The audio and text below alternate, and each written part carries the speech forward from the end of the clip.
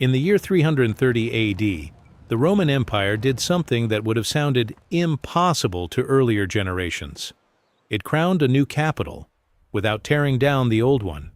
It staged a public birth for a city that, only a few decades earlier, most Romans would have described as a distant corner of the Greek world, and it asked the empire to believe a daring idea, that Rome was not only a place, but a system, one that could be rebuilt, relocated, and reimagined. The city was called Constantinople, the city of Constantine. Officially, it could also be spoken of as Nova Roma, New Rome, so that nobody could accuse the emperor of betraying tradition, but everyone understood the message beneath the polite wording. A new center of gravity had been chosen. A new throne room of empire had been carved into stone, and from this moment onward, power would flow differently across the Mediterranean. Why would a Roman emperor do this? Why would he invest fortunes, manpower, and political capital into a new city when Rome itself still stood, magnificent, ancient, and overflowing with memory? The answer is not a single reason. It is a chain of pressures, opportunities, and calculated risks, each one tightening like a rope around the future. Because Constantinople was not built for beauty alone. It was built for control, speed, survival, and legitimacy. It was built for a world where the old rules were breaking, and it was built by a man who knew that an empire could be conquered on a battlefield, but only preserved through foundations. The Roman world in the early 4th century still looked unstoppable on paper. Enormous territory, sophisticated administration, wealthy cities, and a military machine that had dominated Europe and the Near East for centuries. But beneath that surface, Rome had been shaken by repeated crises. For decades, emperors had risen and fallen at alarming speed. Civil wars flared like lightning, brief, violent, and devastating. Along the frontiers, pressure mounted from groups that Rome could defeat in a single battle, but not permanently eliminate. In the east, the Sasanian Persian Empire was not a scattered enemy. It was a rival superpower with its own ambitions, organization, and resources. Most importantly, the empire had learned a harsh lesson. A capital that is too far from danger becomes a museum, and an emperor who rules from a museum often rules too slowly. Long before Constantine, emperors had already begun to govern from wherever the problem was hottest. Milan, Trier, Sirmium, Nicomedia. These became imperial residences not because they were prettier than Rome, but because they were closer to the legions, closer to the frontier roads, and closer to the enemy's next move. So by the time Constantine becomes the sole ruler in 324 AD, the idea that the emperor must live in Rome is already weakening. Rome remains sacred, yes, but sacred does not always mean practical. And Constantine is a ruler of practicality, wrapped in symbolism.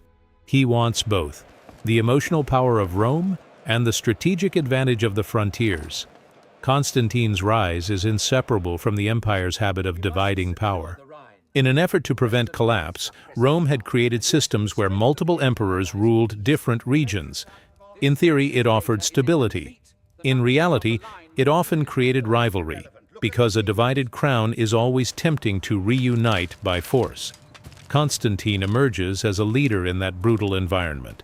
He wins loyalty from soldiers, crafts alliances when necessary, and destroys rivals when alliances fail. His victories bring him closer to Rome, and in 312 AD, he defeats Maxentius at the Milvian Bridge, taking control of the Western Empire's most prestigious prize. Yet Constantine does not stop at prestige. He wants total authority. Over the next decade, the political chessboard narrows until only one major rival remains in the east, Licinius. Their conflict ends in 324 AD, when Constantine defeats Licinius and stands as the undisputed master of the Roman world. Now comes the difficult part. Conquest is dramatic. Governance is relentless. Constantine needs to manage an empire that stretches from Britain to Egypt, from the Atlantic coast to the Syrian deserts. He needs the army close, the bureaucracy loyal, the economy flowing, and the population calm. And he needs an answer to a question every emperor fears. What happens after me? A capital is not just a place where an emperor sleeps. It is a machine that produces legitimacy. It is a stage where authority looks natural. Constantine will not gamble the future on improvisation. He wants a permanent solution, a city that makes his order feel inevitable. Rome's greatness is also Rome's problem. The city is heavy with memory, republican pride, senatorial tradition, ancient families who believe the empire belongs to them as much as it belongs to any emperor. By Constantine's day, the Senate's political power is smaller than it once was, but its status remains enormous. The aristocracy has wealth, networks, and the ability to resist reforms quietly, through influence, social pressure, and the slow poison of tradition. And Rome's location, for all its beauty, is increasingly inconvenient. When trouble erupts on the Rhine, the Danube, or in the east, Italy is not close enough. The time it takes to move armies and messages can decide wars. Even the best roads cannot defeat geography. So Constantine faces a choice. He can rule from Rome and accept that the empire's real emergencies will always be a journey away. Or he can choose a capital that fits the new reality, while still honoring Rome as an ideal. But there is another, more personal advantage to leaving Rome behind. A new capital can be shaped without old political baggage. In a new city, the emperor is not merely a guest in someone else's history. He is the author of the city's identity. The streets, the monuments, the institutions, everything can be arranged to point back to him. Byzantium, the city Constantine chooses, sits at one of the most strategic crossroads on Earth. The Bosporus is a narrow waterway that links the Black Sea to the Mediterranean. Whoever controls this passage can regulate trade, movement, and military shipping between vast regions. On one side lies Europe. On the other lies Asia. Behind it are the Balkans and the Danube world. Ahead of it are Anatolia, Syria, and the eastern provinces. A capital here can look in multiple directions at once. The city also enjoys natural defenses. Water protects it on several sides. The Golden Horn offers a sheltered harbor, perfect for fleets and commerce. With proper fortifications, the land approach can be hardened into a barrier that turns the city into a fortress. In other words, Byzantium is not only a capital, it is a lock on a door. It is a hand on the empire's throat, capable of squeezing enemies, guiding trade, and anchoring armies. And for Constantine, it offers something else: proximity to wealth. The eastern provinces are rich, urbanized, and economically vibrant. The grain routes, the markets, and the tax base of the East are the lifeblood that can sustain a long-term imperial project. A capital in the East is closer to the empire's strongest economic engine. Constantine does not simply move into Byzantium. He transforms it so thoroughly that it becomes a statement carved into the landscape. He expands the city's boundaries, lays out new districts, and imagines a capital that can rival Rome in spectacle. This is how an emperor convinces people to take a place seriously. He makes it look inevitable. A capital must feel permanent, and permanence is built through stone and ceremony. Forums rise where crowds can gather. Colonnaded streets create processional routes, turning daily movement into a kind of political theater. Administrative buildings and palaces anchor the machinery of rule. The Hippodrome becomes a major centerpiece, a place of games, but also a place where public opinion and imperial authority meet face to face. A city like this is not merely inhabited, it is performed. Even the naming tells a double story. Nova Roma suggests continuity. The empire is not abandoning its heritage. Constantinople suggests authorship. This new Rome exists because Constantine willed it into existence. And that combination, tradition plus personal brand, is exactly how Constantine wants his reign remembered. The scale of construction is immense. Materials have to be gathered from across provinces. Craftsmen, engineers, and laborers must be organized, paid, and supervised. Roads and supply lines must deliver stone, timber, and metal in constant flow. Public works like aqueducts and cisterns are essential, because a capital cannot survive if water and sanitation fail. The empire's wealth makes this possible, but wealth alone does not move mountains. Imperial command does. When a Roman emperor demands a project, entire administrative chains align to make it happen. Contracts are issued, quarries produce, ships carry cargo across seas, cities contribute resources, sometimes willingly, sometimes because refusal is not an option. Constantine also understands that prestige is not created only by new construction. It is created by inheritance. So art, statues, and monuments are brought in from older cities. This is more than decoration. It is an act of cultural transfer, moving the empire's visual language into the new capital so that it feels immediately Roman in the eyes of visitors. The result is a city that is simultaneously young and ancient. Young in its layout, ancient in the symbols it displays.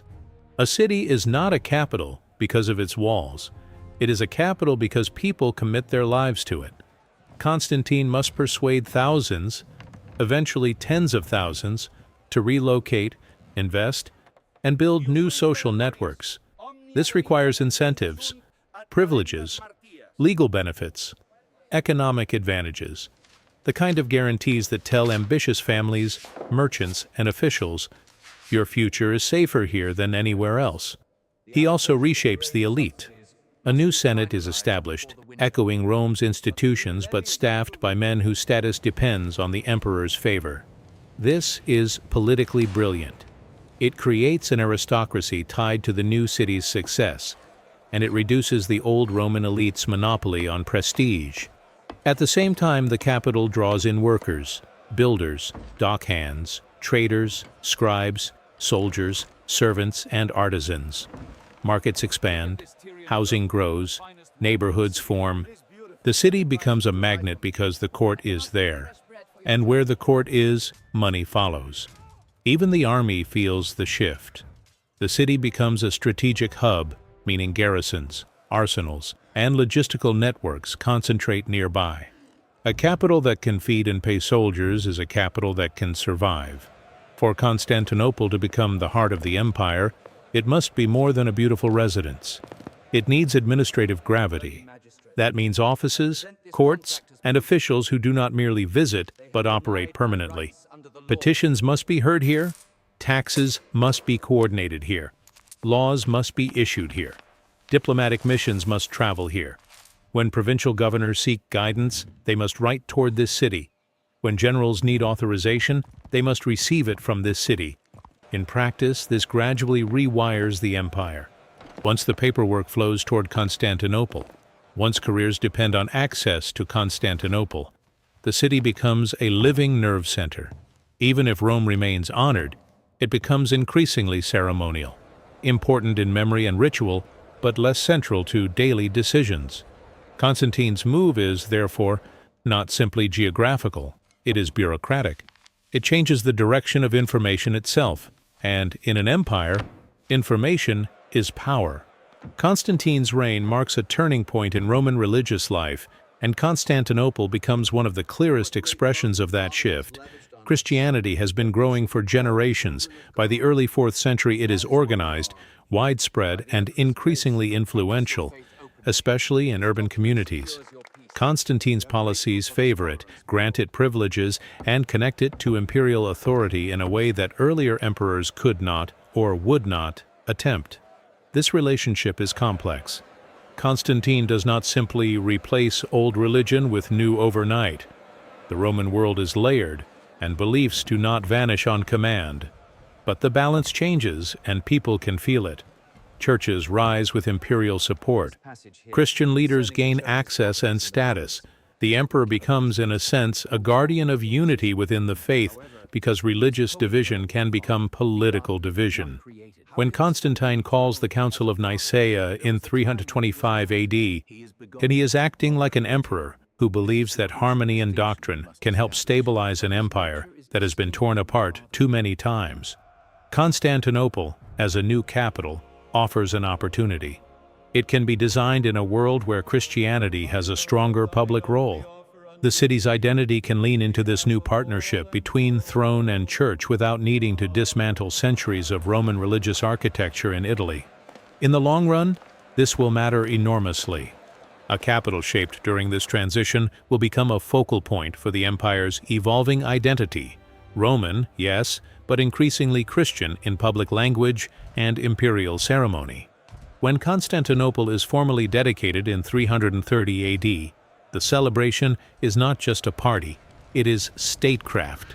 Dedications create founding myths. They give people a story to remember, a moment to point to and say, that is when the world changed. The ceremony tells the provinces that the city is real and permanent. It tells the army that imperial attention is here. It tells merchants that investment is safe. It tells officials that careers will bloom where the emperor's court resides. And it tells Rome something delicate. Not that Rome is dead, but that Rome is no longer the only heart that can pump blood through the empire. Constantine needs the dedication to achieve another goal as well: emotional attachment. People must not see Constantinople as an administrative trick. They must feel pride in it. They must tell stories about it. They must raise children who believe this is the natural center of the Roman world.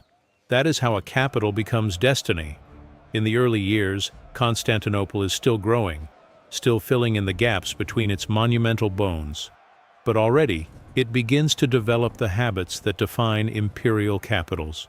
The Hippodrome is one of the most powerful spaces in the city.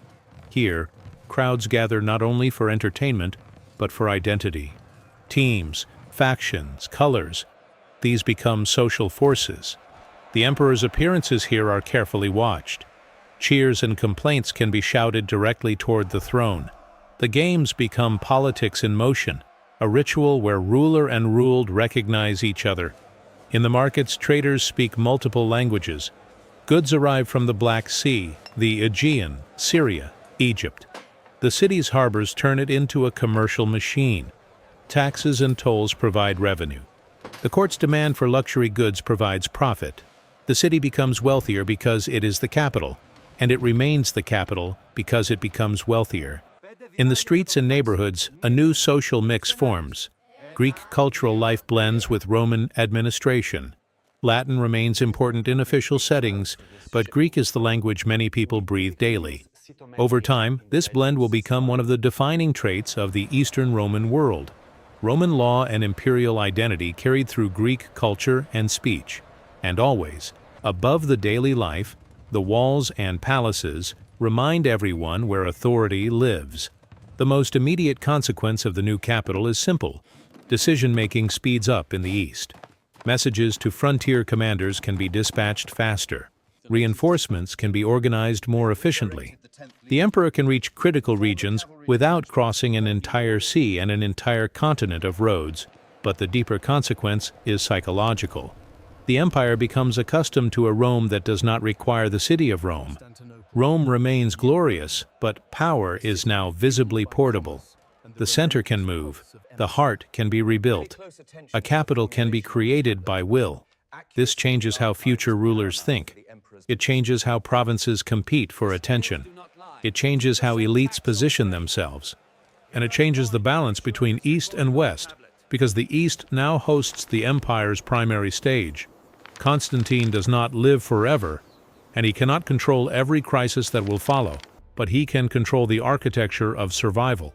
Constantinople will face sieges, wars, and political storms. It will face moments when the empire fractures and reforms. Yet the city's location, defenses, and economic advantages will keep rewarding it. It will remain an anchor even when other regions fall into chaos. In later centuries, the Western Roman Empire will weaken under pressure from internal instability and external invasion.